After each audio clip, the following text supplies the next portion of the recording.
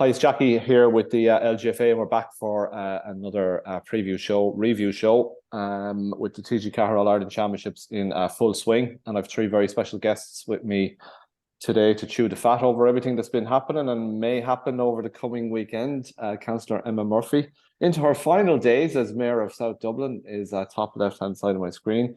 Former Donegal player Nadine Coyle is bottom left, and from Tipperary, former captain Samantha Lambert is also on the call. Folks, how are we keeping? Great, Jackie, thanks. Good, yeah. All good. Samantha, I'll come to you first. Congrats on the new arrival. 16 weeks. Yeah, all's good with them, thank God. Every day is a school day, still learning. Good. So are you off now you on maternity now for a little while, obviously? Yeah, no, I'm back to school now, 23rd of August, I think. So I've been off since just after Christmas, so a good spell of it. So back to normality there in August. So we'll see how that goes now, which is harder. Being back at school or minding the little lad. Delighted, congrats. Absolute game changer, as I'm sure you're becoming aware of. Samantha, Tipperary played Galway on Sunday. You're going to be on co-commentary for this one in Temple Tuohy. You would have seen Galway against Cork last weekend, or you may have seen snippets of it, or you may have tuned in at some point. Obviously, you know, on paper and on recent form, you'd have to probably say that Cork and Galway are two that may emerge from this group. But Tipperary, I'm sure, will want to have a little say on that, won't they? Yeah, you'd imagine so. They won't make it easy for them. You could say, like, I mean, Cork and Galway have been two of the biggest competitors over the last number of years, and I suppose in one way I was surprised with the result last weekend after Cork's impressive Munster victory, like in the provincial rounds. But Galway really impressed, and look, they had two big defeats this year in the league final and the provincial final, which kind of surprised a lot of people against Mayo. So I suppose they wanted to get their show up and running again, and they really did kind of show what they're capable of against Cork last week. And Tip will be looking at that performance and kind of wondering, you know, how can we get past Galway when possibly that was going to be their target game, especially after seeing Cork in the Munster final. I thought they were exceptional, really, and they'll be disappointed with their performance last weekend. But looking at Galway and Tip, as I said, Galway seemed to have, I think they had 6 scores, which is unbelievable to see. Averaging 6 or 7 scores. So when you've the likes of that coming in, they're going to be hard to stop when you've that many people that can chip in with onto the scoreboard. But as I said, Tip won't make it easy for them. I think you never know what Tip are capable of sometimes, and it'll be an interesting encounter on Sunday, and it'll be interesting to see I suppose the battles and the contest between a few players. Yeah, Nadine, just kind of talking on form, and obviously Donegal have flown in the face of it in recent times, and Samantha alludes to it there. You know, you look at Galway losing a league final and losing a Connacht final, and hey presto, out they come and beat a Cork team who many were probably tipping up as potential All-Ireland contenders on the back of winning the Munster final against Kerry there recently. It's what the hell is going on out there with teams and the fluctuations in form and performances. Yeah, I mean, looking at Galway, you know, they were very impressive during the league. Like in terms of the results, in terms of their performances, I just found them fine, to be honest, Jackie. I just felt they played a style that got them through the winter football. You could say they did what they had to do. Did expect them to power on, to be honest, in Connacht. I was very surprised the manner of the defeat against Kerry. I mean, Kerry were definitely showing better form coming into that, but I didn't think Galway would collapse that much. But, you know, it's interesting that Nicola Ward's interview, I think, spoke volumes there at the weekend. She spoke about people outside the camp, people in our own county, people doubting us. So, you know, when your backs are against the wall and there's only one way to go, you know, you're a dangerous team, and it really clicked for them. I mean, they scored 3 goals on Sunday. They'd only scored 5 goals in 9 games or 8 games until that point, Jackie. But what I liked about them, they've obviously learned from the league. They've obviously learned an awful lot, because you know, they took a bit of a gamble moving Alva Davern from midfield into full forward. I felt she was probably their best player in the league in midfield, and they moved her inside and they started kicking the ball, Jackie. Like football's very simple. They went from holding possession for long spells of the game and been very tentative in their attack to actually going out and playing football, and it reaped rewards. And again, you know, I've spoken about it a lot this year, and every year Galway just have this strength and depth. They just have this panel, and you know, Kate Slevin, who was the star of the show for them in the league, didn't even start, but she came on and scored 1-2, massive impact. And listen, they have quality, Jackie. Like, you know, you have the Ward sisters, you have the Leonards, you have the Noons now. I mean, all those players who've won minor All-Irelands, junior All-Irelands, they're coming through and they're all hitting their peak form. So, you know, Galway, they as Louise or Nicola Ward said on Sunday, she doesn't care what we say outside the camp. They know exactly what they can do inside the camp, and that was a big statement from them. You know, massive. And I think Galway, to be honest, I said it way back at the start of the year, I think the All-Ireland is Galway's to lose on paper. I just think they have the strongest squad across the board. Wow, okay. We had Michelle and Quiva went for Kerry. So you think they're genuine All-Ireland contenders, Nadine? Oh, yeah. Actually, I'm not saying they're favourites. I don't think anybody are favourites, Jackie, at the minute. I mean, it's absolutely bananas. Like, as Samantha said there now, like, you look at Cork, they go out and absolutely wipe the floor with Kerry, and then they go out and lose in a terrible manner. I mean, Cork didn't play in that second half. I'd say they're dreading watching that match back. But it's anybody's. It's absolutely anybody's. There's a handful of teams. What Meath is going to come out this weekend? Yeah, like, we don't know. So, like, in terms of, there's 5 or 6 favourites there, I think, at this stage. But I just think on paper, in terms of quality, in terms of 22, 23 players who are capable of coming on a pitch, I think Galway probably have the most strength and depth. Okay, we'll see how it pans out. Emma, you obviously have a soft spot for the Dubs, and they it's just a bit. Kerry obviously had some questions hanging over them, and they go and win a good game at Parnell Park. How will Dublin have felt after that game? Will they have been happy enough to have put it up to Kerry, or will they be regretting probably not a great start? Do you know what? Like, first of all, what a game of football! Brilliant. You know, if you want to kind of a brilliant advertisement for what we like for our game, that was it. I mean, if you've seen more 2 animated sidelines than the Kerry Dublin sidelines bit of fun, in the game, like, we were laughing at what poor Sorka was going to be like, you know, have to deal with after the game in terms of interviews, and then it turned into the nicest interview you've ever seen, with 2 managers patting each other in the back and telling them how deadly their squads were. But it was just, you know, the pure physicality of the game. You didn't know which way it was going to go. It was just phenomenal. It was a great game of football. Look at the perils of three team groups are going to just come up all weekend this weekend. And Nadine said, like, that, you know, it's the most open championship we've had in a long time, and she's not wrong. Like, you know, anybody could win it. At this stage, you know, anybody could beat anybody on any given day. And when you're looking at kind of 3 team groups, I hate them, but I think they're brilliant for the spectator. But, you know, if you're involved in any way, shape or form, you hate them, because one loss and you're, you know, one step away from exiting the championship. So look, Dublin have to come out and put on a performance this weekend. They had a performance last weekend. Both teams put on a phenomenal performance. Both teams could have won it. You know, at any stage last weekend. Would they be happy enough with the points difference there as well? Probably. You know, we don't know what to expect from Cavan either. You know, look, Cavan are a good side. I wouldn't underestimate them in any way, shape or form, but like, Dublin are going to have to be at their strongest, not their best. You know, it was good to see, look, Laura McGee had a great game last weekend. Hannah Tyrrell, Carla Rowe were both, you know, on song and on form when they needed to be, apart from the penalty miss from Carla Rowe. But, you know, I think that's important for Dublin as well, for kind of, you know, their established players and their long-term players to actually kind of stand up and actually kind of carry the team through as well, because they have a lot of younger players coming through. who are putting on performances as well. But, you know, the biggest challenge is to get out of the group. And like, you know, look, the getting out of the group is the hardest part in getting in and getting into knockout football. But I mean, the same with the intermediate championship. I mean, this weekend, it's, you know, you've got a plethora of teams that their championships are over this weekend. Yeah. So it is going to be, it's going to be a really interesting kind of weekend of football.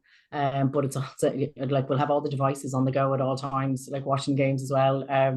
You know, it's going to be one of those Sundays, I think. But yeah, it promises to, like, the Dubs just have to just get over the line. You know, it's like they had a good performance against Cavan last year. I did co-commentary with Jerome on that one last year, and they put on an excellent performance up in the windiest part of Dublin, up in Clonmara. So fingers crossed for better weather this weekend. But it's there's a performance kind of there needed as well. But like, you know, Cavan are strong as well, so we'll see how it goes. Okay. You mentioned Jerome. Yeah. Emma, so yeah, his dad passed away yesterday, so we'd like to pass on our deepest sympathies and condolences to Jerome and the family, and may Mr. Quinn rest in peace, from all of us here at the LGFA. Armagh got off to a winning start against Laois, and Donegal got off to a winning start against Waterford. Nadine, and I guess, you know, when you're in that 3-team group and there's all that jeopardy that comes with that, that was a crucial win for Donegal. I know it's a very obvious statement to make, Nadine, but I mean, Waterford had shown plenty in the National League, had beaten Donegal in the National League. Serious little bit of momentum gathering again in Donegal. Is that what you're detecting? Yeah, I think it was a huge win. And so Geraldine back, listen, you don't know who's going to come back week on week. Who's left to come back? Rashi McCaff maybe in goals, but he seems to have sorted goals. There's a new keeper there from Fanad. But listen, Jackie, I think it was huge on all fronts, because you're talking about momentum there. So it was, you know, 2 wins in a row for Donegal, the first time this year. A massive win against Waterford, because these two teams, they always go at it. Like it's always a physical game. It's always a tight game. There's never much between the teams. And Waterford comprehensively beat Donegal in Letterkenny during the league. They were very impressive. They could have beaten Donegal by a lot more. Now, albeit we have a new look Donegal right now, but still, you know, you have the crux of both teams there. And it was a huge win because, as I just said a few minutes ago, we don't know what Meath's team is going to come out for this championship.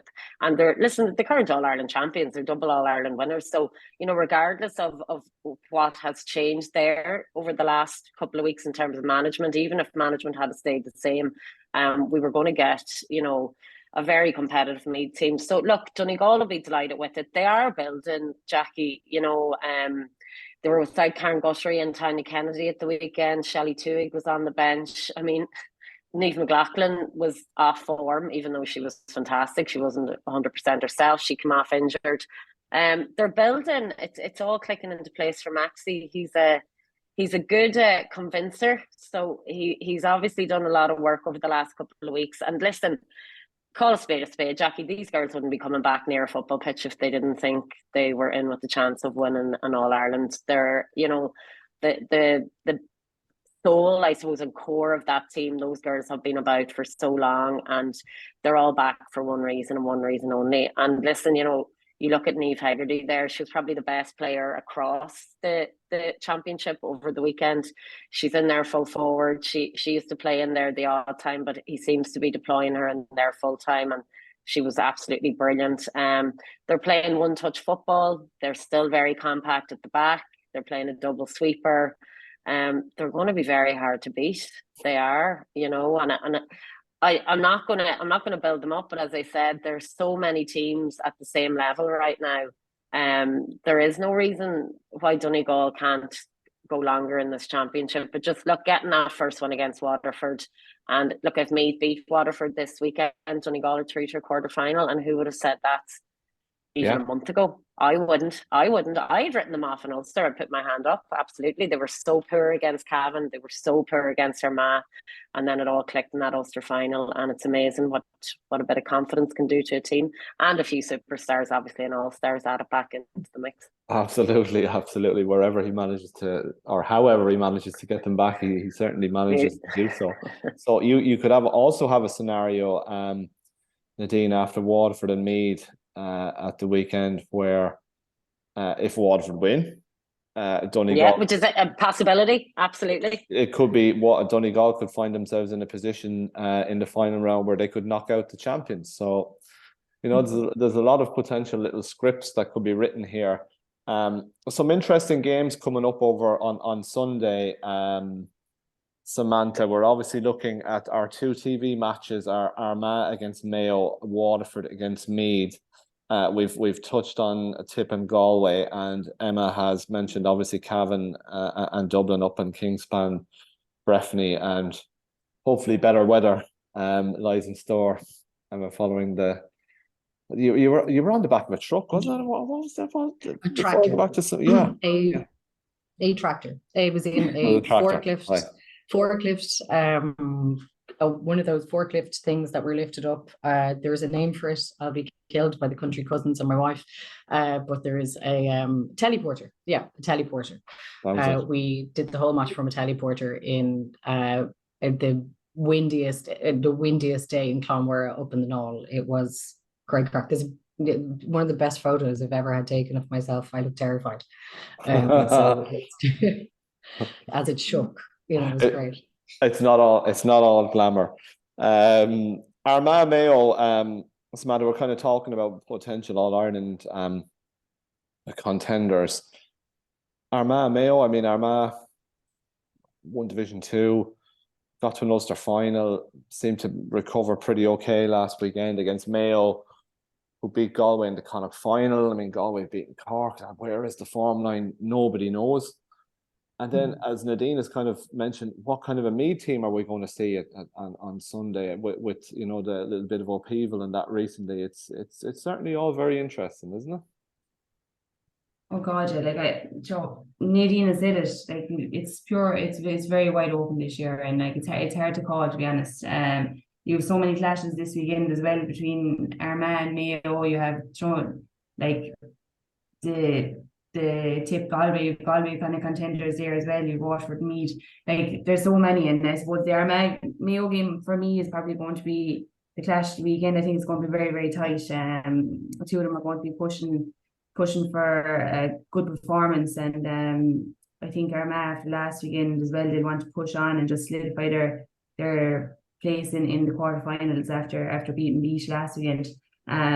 Just looking back on last weekend, I think Armagh were very, they were excellent. They had 7 scores. I think it was Aoife McCoy chipping in, and Niamh Reel was 1-2 and 1-1 each. So they'll be two massive players, whereas they're usually looking for the likes of Amy Macken and Blythe Macken to chip in. Like, these girls are now standing up and getting their own scores. Mayo, of course, though, like, coming back from after winning the Connacht title since 2016, like they nearly, probably wasn't a surprise to themselves, but perhaps a surprise to a lot of us that they bet Galway. But look, they're backing themselves, and they'll back themselves again this weekend against Armagh, and they'll be looking for another victory to keep the show on the road, and to keep their winning ways going, because you can't beat winning and building confidence that way. So I think that's going to be the clash of the weekend for me. That game will be an interesting encounter, and very physical, and I think it'll be very fast, actually, a fast-paced game. So it'll be a nice one to see. Absolutely. But intermediate then, Samantha, we have 5 games on Sunday: Wicklow, Offaly, Cllr, Tyrone. So they're both in the same group, actually, Wicklow, Offaly and Cllr, Tyrone. So Cllr and Tyrone are already through after 2 wins each into the quarterfinals. We've Monaghan against Roscommon, Antrim against Longford, and Kildare against Louth. So just looking through the latest standings in those particular groups, if I can call them up here very quickly. Just while I'm just grabbing these, Samantha, just a little word on Antrim. And, you know, you've obviously from afar and bring you all in on this. God, what a story! I mean, they're at home now. I hope they get a good crowd in Erin's Own and Carrigan at the weekend against Longford, and it could be contenders in their own right to emulate what they did last year, winning a junior title and going on to win an intermediate title. Not inconceivable. At the same time, they're playing a Longford team who lost their manager this week. Alan Mullen stepped aside, so you would probably expect an Antrim win, and they'll top the table and go for a home quarter final. So it just goes to show you. You mentioned momentum there a couple of minutes ago. This Antrim team have serious momentum. Yeah, no, and look, winners breed winners. You know what I mean? So like, they've really been playing their best with the last few years, building their team, building their team culture and confidence amongst players there. And I think the last few games they've played, they're showing that they can be contenders in the intermediate championship this year too. And again, they might get another. As you say, Jack, they'll probably get another win under their belt this weekend against Longford. So that'll only kind of set them up nicely for the rest of the championship. So they're a team to watch, I think, for the rest of the campaign, and along with your likes of Kildare and Wexford, who've been touching off winning championship over the last number of years, but haven't got there just yet. But as I said, I think Antrim will be in with a shout as well in this year's championship. Big time. And the draw for the quarterfinals then, just to let people know, will be on Monday. In Group 3, Roscommon play Monaghan, and the winners of that go into the quarterfinals along with Wexford. Cllr Tyrone are already through in Group 2. And in Group 1, you alluded to some of the permutations possibly earlier on. Leitrim have played their 2 matches. They're on 3 points. Kildare have played 1, Louth have played 1, and they play each other at the weekend. So you could have a situation there where 3 teams are on 3 points, but Kildare and Louth are 2 Leinster teams against each other. Anything could happen there. But when you look at the intermediate championship, and bring you in on this as well, Nadine, particularly with Antrim involved and the Ulster element there, who are we looking at as potentials? I mean, Tyrone have got 2 good results under their belt as well. Who are we looking at as potential intermediate championship winners? Yeah, like Cllr and Tyrone have the easiest kind of weekend out of everybody. They're safe as houses and straight through, in the 4-team group. Kildare are going well, but Louth are going well as well. So like Louth had like a really kind of strong league. They're really tight in their results. And like Leitrim are sitting there waiting in the wings, and it's a must win for both Kildare and Louth, and like you could end up like the scoring difference is really going to come into that one. Kildare, Kildare were league winners, up promoted up to Division 2. Roscommon probably lost their most senior players, like 5 or 6 of their most senior players this year. They did well in Division 2. I was at a good few of the games. They did well in Division 2. They were losing by a point, here and there. I think they lost 3 of their games in the league by a point. And, they were like toe to toe with Armagh the last kind of 3 or 4 minutes. And like 2 kind of soft goals actually cost them that day. So it's a straight shootout between Roscommon and Monaghan, this weekend as well. Monaghan coming down from senior, it's all to play for them as well. Like they were kind of thereabouts, this year and kind of rebuilding. So, that one is going to be a really interesting game. Laura Fleming has been phenomenal for Roscommon all year. If you want to see somebody put her team on her back, like Laura Fleming is just literally carried Roscommon all the way through this year, and they are coming off the back as well. I know they're beaten by Wexford, but it was really competitive. They're coming off the back of winning Connacht for the first time, I think, since 2019 or 2020. Beating Leitrim, and they had a really good day out with like really young players in the team that day. So they like. I wouldn't rule kind of either of them out if they got a bit of momentum. Antrim for me are surprise package. They play a gorgeous brand of football. It's just a lovely brand of attacking football, and it's really livened up the intermediate championship. They are the surprise package, and they fully deserved their win over Westmeath last year. Absolutely, and we haven't been talking about Westmeath, last week. I mean, we haven't been talking about Westmeath at all. And are we right? No, it's a very open championship. I think it really depends on how, you know, on how kind of this weekend goes, because you will have some big counties being knocked out this weekend, because of the 3-team grouping kind of side of things. But look, I'd expect thereabouts Kildare, Wexford, who look are through and very easily through in Group 3. I would be going Antrim and Cllr. I thought Cllr have been very strong. Out of those 4, I think I would expect to see kind of, you know, semi-finalists, at least 3 out of the 4 of them in semi-finals. So I think that's where your winner is going to come from in the intermediate. But like, once again, it is like, I always find it to be the most exciting championship. You know, it just the kind of structural part just drops off completely. You don't have that kind of all defense, all attack component. It tends to be really kind of fast, free flowing football. It's quite exciting. There's a lot of scoring, a lot of goal scoring, and that's great for the spectator as well. So yeah, it'll be a really kind of interesting one. We're watching with them. We're watching from afar in our house in Roscommon this year. I'm not sure how retirement is going down well in our house, but yeah, so it's an entertaining one. But look, just have to do it. You can't play and be pregnant at the same time, so it just has to be dealt with. So that's it. Is she expecting? Yeah. 8 weeks to go. Yeah, wow. 8 weeks to go. So yeah. Congrats to you both. Magic. Yeah, baby Murphy Conway due in August. Yeah, so big life change for us. So Samantha, if any tips, you want to pass them on, we'd be like delighted. The worst person. This is a timely call then, isn't it? I can pass on contact details afterwards. Obviously subject to any GDPR data protection issues, we'll be happy to share. Well, I'm delighted for you. Emma, thanks. Just to finish up on your good self. So you have a few more days left as in your role as Mayor of South Dublin. What way does that work? Can you go for another term? What's the next step? What's going on? Yeah, so you can. It's just not the done thing. You're one of 40 councillors, and the 40 councillors select a mayor every year. So it's I'll be handing over the chains in 8 days. I definitely won't be putting myself forward again. Look, it's been a brilliant year. I've gotten to do so many fantastic and amazing things, and kind of, you know, prioritize my kind of areas that I love in terms of sport and young people, and being out and about in terms of the chain as well. So it's been a huge privilege, but I'll be sad to hand it over, but I think they'll be delighted to have me back at home. My dad told me last week there's a picture of me on the fridge, so he's looking forward to seeing me in person.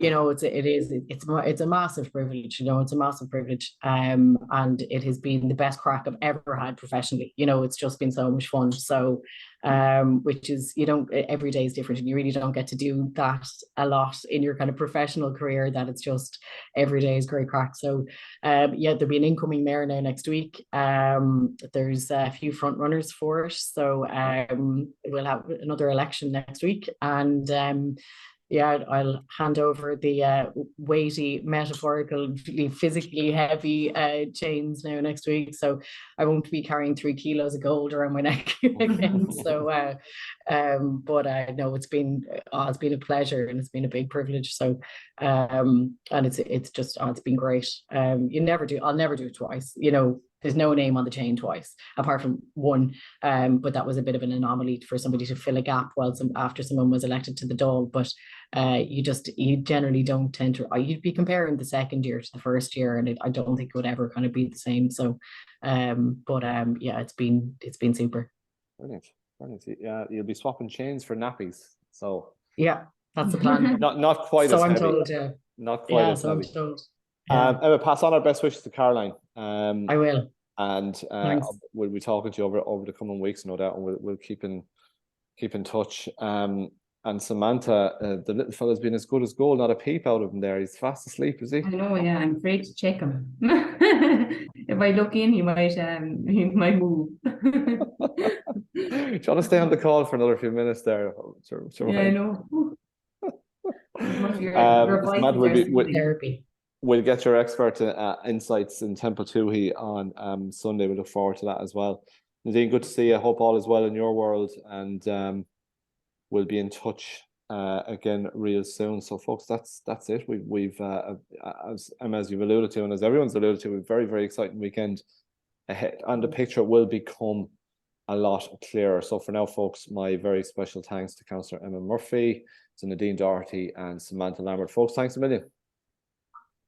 Thanks, Jackie.